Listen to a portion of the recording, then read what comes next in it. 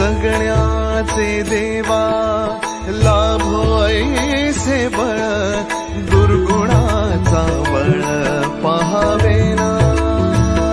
नमस्कार, मी डॉक्टर सुप्रिया सराटे आपल्या सर्वांचे माझ्या YouTube चॅनल मध्ये स्वागत करते। मित्रांनो, व्रतवैकल्याचे पर्व म्हणजे चातुर्मास।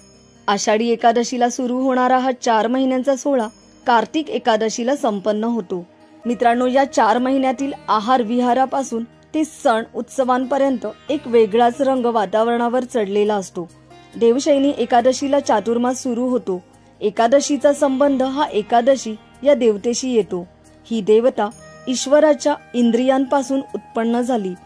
मित्रांनो, 5 ज्ञानेंद्रिये व 5 कर्मेंद्रिये मिळून 10 इंद्रिय व त्यांना ताब्यात ठेवणारे, त्यांवर अंकुश ठेवणारे 11वे मन असा समुच्चय मिळून 11 होतात, अशी एकादशीची फोड आहे।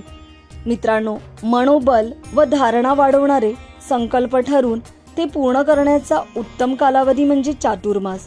आपल्या मनातील इच्छा पूर्ण होण्यासाठी, पूर्ण झालेल्या मनोकामनाप्रती ईश्वराचे आभार मानण्यासाठी, गृहसौख्य, आयुष्य, आरोग्य, ईश्वर सानिध्य अशा अनेकविध कारणांसाठी या चातुर्मासात विविध व्रते केली जातात।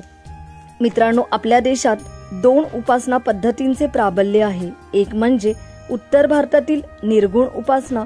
या पद्धतीचा पुरस्कार संत कबीर, गुरु नानक आदींनी केला। मित्रांनो, दुसरी सगुण उपासना पद्धती ही विशेष करून महाराष्ट्रात प्रचलित आहे। मराठी संतांनी ती आग्रहाने उचलून धरली।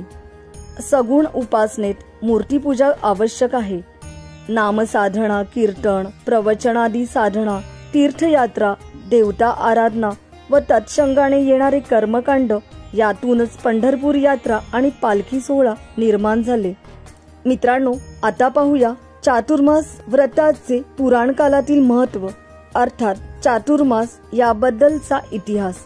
मित्रांनो, चातुर्मास व्रताची कल्पना पुराण काळात जन्माला आली।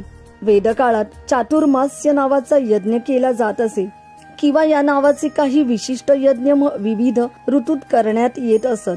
फाल्गुन किंवा चैत्र पौर्णिमेला वैधदेव, आषाढ पौर्णिमेला वरुण प्रघास, कार्तिक पौर्णिमेला साकमेध असे यज्ञ करीत असत। पण हे यज्ञ श्रौत यज्ञ असत, पण ते पुराण परंपरेप्रमाणे एका विशिष्ट तिथीला, वाराला, नक्षत्राला करावयाचे विधी नसत। मित्रांनो, याज्ञवल्क्य स्मृतीमध्ये अनेक ठिकाणी व्रत शब्द आला आहे, पण त्याचा अर्थ पुराणात सांगितल्याप्रमाणे एखाद्या विशिष्ट प्रसंगी करावयाचा विधी असा कुठेही नाही। मित्रांनो, चातुर्मास व्रताचा आरंभ आषाढ शुक्ल एकादशी, द्वादशी किंवा पौर्णिमेला करतात। मित्रांनो, आषाढी एकादशी शयनी म्हणजेच ज्या तिथीला श्री विष्णू क्षीरसागरात 4 महिन्यांसाठी योगनिद्रेत जातात, ज्या दिवशी चातुर्मासाचा शेवट होतो, ती कार्तिक शुद्ध एकादशी। मित्रांनो, या एकादशीला प्रबोधिनी नावानेही ओळखले जाते। प्रबोधन म्हणजे जागे होण्याची क्रिया। काही ठिकाणी चातुर्मासारंभ कर्क संक्रांतीलाही करतात।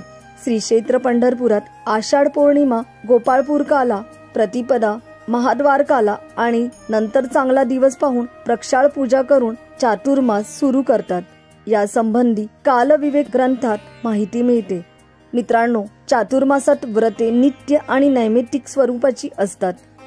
मित्रांनो, आपल्याला आमचा व्हिडिओ आवडला असेल तर नक्की लाईक करा, शेअर करा आणि चॅनलला नवीन असाल तर सबस्क्राईब करायला विसरू नका। धन्यवाद। सद्गुणाची देवा वाढो ऐसी कळ, मरणाची झळ साहवेना। जगण्याचे देवा लाभो ऐसे बळ